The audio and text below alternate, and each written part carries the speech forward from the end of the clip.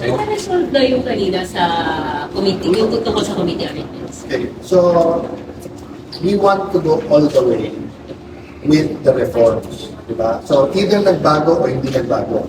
Either transparent or hindi transparent. Diba? So, we've been saying, and nakita niyo naman yung cooperation namin during the 11 days, diba, na sige, wala na yung dating sistema. Pero ano yung bagong sistema? Diba? So, for example, ito, parang usap-usapan ng mga senador, i-limit daw yung amendments. So sabi ko, hindi ba yung limit ng amendments? Ibig sabihin, kung ano lang isubo ng Malacanang, yan ay ipapasa natin. So tunay na reform na yun. So sinabi from the start ng DPWH, they have almost 300 billion na flood control. So ang question, saan ilalagay yun? So yun yung question namin kanina, na may 400 billion na nilipat na from the House to the committee report na hindi natin alam kung paano nilipat at sino naglipat nun.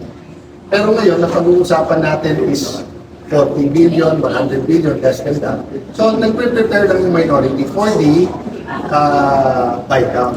So, ganun din. Diba yung sabi nila, may mga tinamaan ng bagyo. Saan daw ilalagay? DSWD, LGSF. So, sabi namin, kayo na mismo nagsasabi na okay yung mga LGU. Ang Pangulo na nagsasabi mismo sa mga mayor. Ba't hindi natin idiretso sa kanila?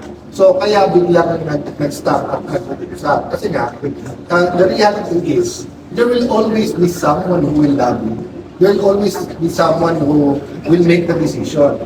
So, part of the new system is dapat klaro yun. So, tanay ko yun sa media. Kayo ba alam mo mga may cap na ba? May pinag-usapan ba? Magkano lang itilipat sa budget?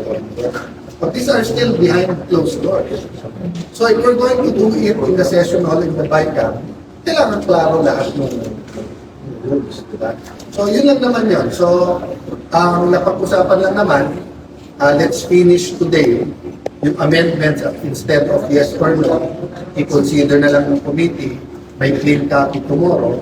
So yung challenge talaga is sa BICAM. Diba? So if we all agree, diba, masyadong nakaka-pollute yung tricycle, jeep at saka kotse papunta sa trabaho pero wala pang tren. We all agree on the problem. We have to agree on the solution. Diba? But anything that's reform, anything na dapat ipagbawal, anything na that can lead to resolving yung present problem ng ating bansa sa corruption, gusto ng minority lang. But I'll give you two cases. Wala nang flood control next year. Pero may more than 200 billion this year. Gusto namin makita paano gagastos nyo. So, ganun din. Since 2023 budget, ang problema natin yung unprogram. Pero dito sa version natin, meron pa rin. Ba't hindi na lang tanggalin yun? So, those are certain things, di ba, na we understand. It has to be agreed upon by the House, by the Senate, by Malacanang. But yun nga yung sinasabi ko kanina, hindi pwedeng transparent ka sa 20%, sa 80%. Okay? Yung sinabi nga dun sa pelikula, diba, na you cannot be half a gangster. Diba? Hindi mo pwedeng sabihin, pagkausap ko media, makinom ko, pagkausap ko sila, I'll be a gangster. Hindi pwede. You're either a gangster or not. Senator, anong naging agreement dun sa, kasi diba, ang gusto ninyo ni Senator Escudero sabihin ni sa publiko kung sino-sino yung senators na gumawa ng so-and-so amendment. So, this is agreement with me. Well, yun nga, so sabi niya kanina, may technical working group. So sabi ko, bakit tayo nagsasalita ngayon?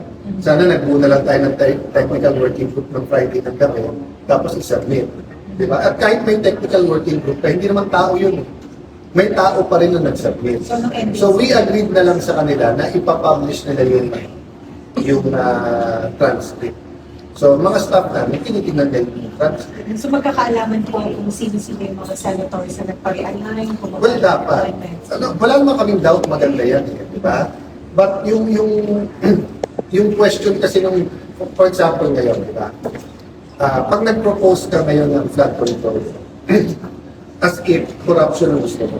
At tanong ko sa inyo, mawawalan ba ng baha sa Bulacan at saka sa Cebu?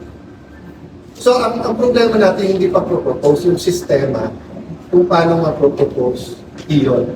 So, ibig sabihin, Senator, kailangan na magkaalaman kung sino at kung ano yung amendments. Kailangan ng transparency, buo. Para Hindi hindi lang, kayo because nagkaroon ng duda kasi sa mga yung pino-point out namin, kung ngayon, nandiyan kami, kami nandiyan, mahaba yung mga aming pero ang papakita namin sa inyo, yung 50 billion or 100 billion. Hindi naman namin pinakita yung 400 billion. Kaya sabi ko nga, behind closed door kanina, sinabi ko, practice na rin to, practice na rin to for the BICAM. Kasi hindi lahat gusto open ito. Sir, ang program na appropriations, ano yung agreement during the caucus? Wala nga agreement pa kasi nga ang tingin namin gusto pa ito ng Malacanang so hindi sila makasagot. But sabi nga namin dito magpapakahirap tayo para maging transparent. Kasi sa ang program, bigla na lang sila maglalabas during the year. Balita ko pwede pang palitan. So iba pa kasi kung nasa ang program, halimbawa flood control in Bulacan, tapos yung flood control na yun, dredging. Paano kung biglang sa Cebu lumabas yung project na yun, tapos hindi na dredging? So, paano mo babantayan? So, hindi pa totoong transparent ito. We're getting there. May birth pains. But ang trabaho namin sa minority, sitahin kung parang, sandali lang, parang may kulang yung transparency nito. Senator, oversight po ba yun? Yung sinasabi, oversight po ba yun ng majority doon sa sinasabi yung... Well, ang packaging namin kanina ay kakulangan sa pag-consult mo sa minority. Kasi ginawa nyo na lang. So, syempre, wala naman bad faith ko kay Chairman Yun kasi mahirap yung trabaho niya sama-sama. Kaya nang tinatanong ko sila kanina, budget ba ito ng buong Senado o budget ba ito ng majority? Kasi alam naman natin naging mainit yung palitan ni Senator Chisa, ni Senator Soto. Alam naman natin na itong mga hearings nagkakasagutan. Pero iba itong budget ng Pilipinas. So I think nagkaroon talaga ng kakulangan sa... And nagkaroon ng misunderstanding. Yung iba akala ayaw baguhin yung sistema. Hindi. Bayad kami baguhin yung sistema. Gusto lang namin klaro din sa atin lahat kung anong sistema. So after po nung mahabang break kanina naayos na? Just for today, wala pang, we agreed lang to after na may clean copy tomorrow, may summary kung anong nilipat, anong tinanggap at hindi, and then anong strategy sa BICAM. So agreed din naman ako na wag naman yung katulad ng 25-24 budget na 800 billion, 1 trillion, 1.1 trillion of ilipat-lipat kasi ang hirap din bantayan nun. But hindi rin naman ako sang-ayon pag sinabing, uy, 150 lang, 200. Ang Pangulo na, ang DPWH na nagsabi, may almost 300 billion kami na hindi namin kailangan. Tapos hindi mo ililipat sa tama yun. At kung ililipat mo sa tama, hindi mo alam kung sino nag-propose doon. For example, pwedeng maganda pero may conflict of interest. I'll give you an example. Sino magsasabing pangit yung crop insurance? Di ba na pag nagkabagyo, nasira lahat ng tanim, babayaran ng insurance. Paano kung yung nag-propose na ilipat sa crop insurance, ang negosyo niya insurance? O di ba masama yun? Kasi may conflict of interest, di ba? O paano kung sabihin ko, archipelago kasi tayo So dapat hindi flood control, dapat lahat gumawa tayo ng mga seaport. Paano kung yung negosyo mo gumawa ng seaport? Di na wala ng corruption sa flood control, nagkaroon naman ng corruption sa seaport. So yun po lang ang nilalaban ng minority na kung transparency, 100% na. Diba hindi pwedeng bumalabas dito na transparency, hindi transparency yun. Sir, nag-discuss niyo pa sa focus mo kay Senator Pato kanina? Hindi. But I have a personal standpoint. Pero sir, nag-reach out pa sa iyo kasi kay SP sa hindi ka Last communication ko sa kanya, yung right before the break. Nung nag-break. Tapos di ba yung right before mag-resume, doon lumabas na baka may warrant, hindi ko na siya nakausap o hindi ko na siya nakatext. Pero sir, can you confirm yung sinabi niya na nakipag-pinot daw sa group chat? Sabi ni Senator Pino, na nakipag-pinot daw sa group chat niya. Hindi ako masyadong active doon sa call members Ang nakita kong text niya nga yung pinag-represent niya dapat hindi nakatulog si Zaldi ko.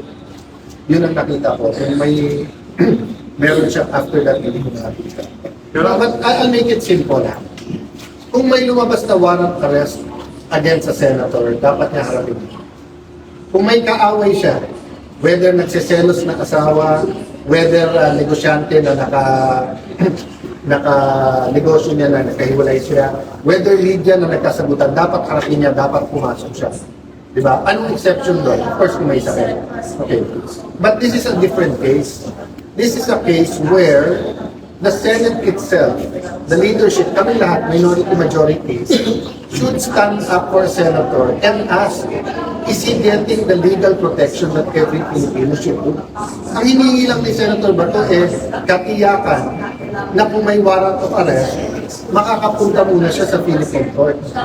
So, sino po sa inyo ang hindi papasok pag sinabi sa inyo, pag nandito kayo, uulihin kayo, dadalhin na kayo sa isip?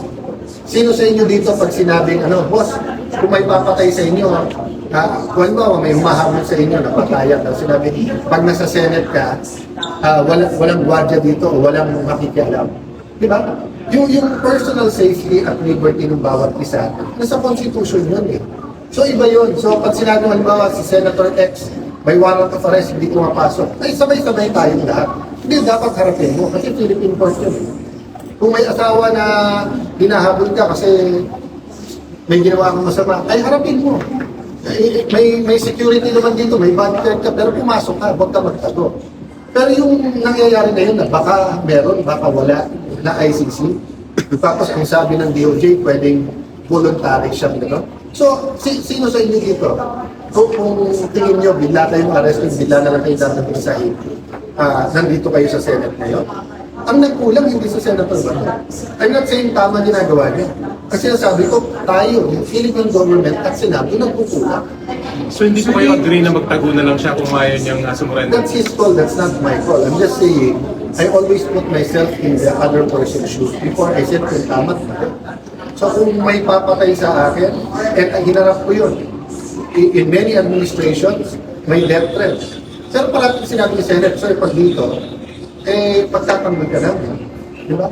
Yung sinabing baka bigla kang arrested, ay sir, kung warrant ka arrested, hindi kami papayag. Di ba? Yung liberty mo protected. Baka biglang dumating dito, mag-defend ng DND budget, biglang ulit, biglang daling sahig, wala kang palaban lang. So do you think it is likely to revisit the Senate bill? Yung sa hindi naman applicable sa mga lawmakers, yung no work, no pay, just like your Kasi mas mahal pa nga yung... If you ask Senator Bato, he'd rather be here every day. It's not a choice in his case. He'd rather be here. No? So, madaling sabihin yan no work, no pay. Unang-una, your work is not going to be here. Diba? And for example, paano may sakit? Or paano kung may COVID? Or whatever, nag-Zoom, nag-attend pa rin, taking meetings pa rin, etc. So, I will agree with you in general. But hindi yan ang pinag-uusapan, hindi to no work, no pay. Hindi siya makatapak dito kasi walang guarantee na hindi siya arrestuin at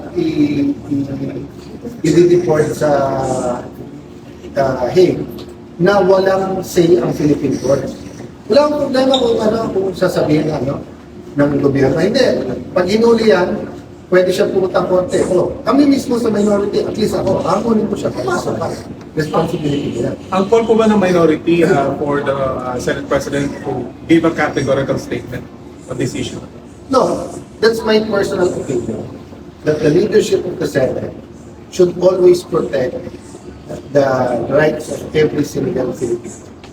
Baka sa kanila, ang view nila pwedeng dalhin sa iyo. Ako hindi yung view ko.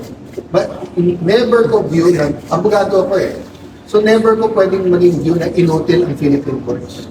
Wala pa ako nakikitang treaty o batas natin na pwedeng tamputin ka na lang. Kahit dun sa mga treaties natin na pagka yung may crime dito, may crime doon, tapos pwede kang dalhin doon. Pwede ka munang dumulog sa korte natin. Naalala niyo si Congressman Jimenez, di ba? So, US na yun. Pero kailangan yung korte dito mag-desisyon muna kung tama yung extradition niya. Sir, do you agree dun sa sabi ni ST na pwedeng sa natin exculpate kung si Senator Bato sa hindi pagpasok sa Senate? Lahat pwede, sampahan. Pero napaka-illogical naman na paparusahan mo siya na yung liberty at life niya ay nandun. So, parang mo sinabing, pwede ba yung expel ng isang bata sa school kung hindi pumapasok?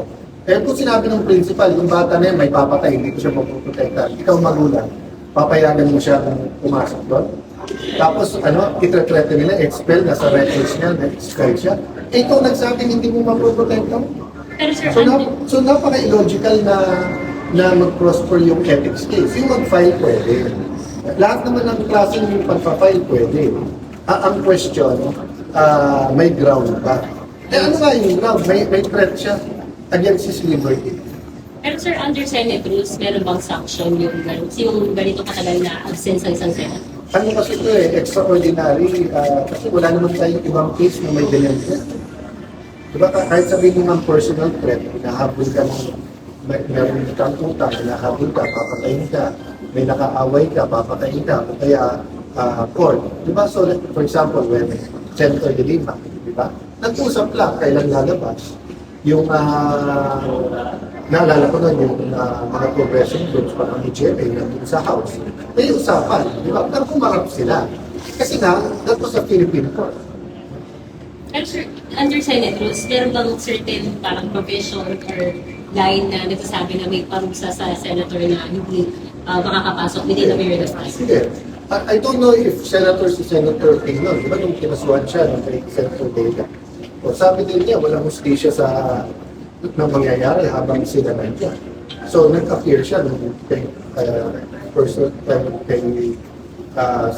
President Pinoy. But si Senator Ping mismo nagsabi, hindi madaling magtago, mahirap. Mahirap talaga. Saan ano yung masasabi niyo po dun sa fear or possibility of reenacting the budget? I hope not, kasi nga masama yung 2025 budget. Diba? Ordinarily, if we cannot pass a good budget, ilaban na natin kung reenacted. But given not only the stigma, but also yung sa flood control, and then also, etong unprogrammed, medyo, kailangan talagang timayin. This is another animal. Until we figure this out, may magiging lamat pa rin kung budget pa rin. So in terms of the budget time, are we still on track? So far. But yun nga, because everyone's conscious, kasi like tomorrow, technically pwede kami humingi ng clean copy. Eh kung 700 pages and 1,000 pages, bibigyan mo kaming clean copy 1 hour before the session, babasahin natin. So technically, pwede namin hingin Monday na. Pero hindi nga namin ginagawa because nga, okay kami dun sa proseso. Pero, so it seems as unprogrammed. Anong pwede natin safeguard kung special provision? So hindi ko sinasabing in no universe that unprogrammed exists. Magandang principle, di ba? Na parang kung ang mo kolekta lang, ito lang yung matututuhan. Pag sumobra yung collection mo, ito ilalabas. Ang problema nga, vague, at hindi mo alam kung anong project yun, anong ilalabas, at hindi mo alam kung anong nag-trigger. Pero halimbawa, sasabihin mo, 170 billion yan. Pag ang collection mo over ganito, ito ang unang project. Ito yung lugar, ito yung presyo. Pag ganito yung lumabas, ito. Pero right now, hindi. Diba? So, let's just simplify it. Lahat ng malabo, hindi pwede sa transparent. By mere definition, ang ibig sabihin ng transparent, malinaw. So anything na malabo sa proseso at sa budget, dapat i-clear. Kasi gusto mo transparent. Sir, for clarification, yung clean copy na sinasabi is clean copy of the second reading. So agree na po kayo na tonight pa-approve yung sa second reading and by Tomorrow Friday. yung second reading. Tomorrow na, sir. So hindi by Friday. Tomorrow talaga. Dapat sa original schedule, yesterday yung amendments, Wednesday yung second reading. And then- Hindi talaga pwede yung second reading na yun. Kasi hindi pa tapos yung Sabi ni Sabi ni Senator, Target nila starting sa Friday ang May 3 days daw. May 3 days daw muna pagitan. Anong pagbubuka? Kasi sinabi ni Sam din under consideration. Kailangan pag bumoto ka, alam mo kung ano yung kinonsider. So for you, sir, bukas ang second reading and then sa next week na Monday. interview. No, even kayo, anong i-report nyo na in-approve budget?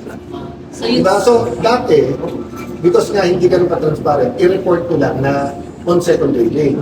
O ngayon, pag tinanong kayo ng mga editor nyo ng DEL, o magkano yung AIX, magkano yung unprogram, kailangan masagot nyo based sa pinagbutuhan namin.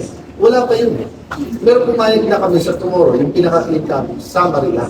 Basta at least kita mo yung ano yung lumita. Pero technically, ang clean cover, yung librong ganun kapal na mantika. Thank you, sir. Thank you.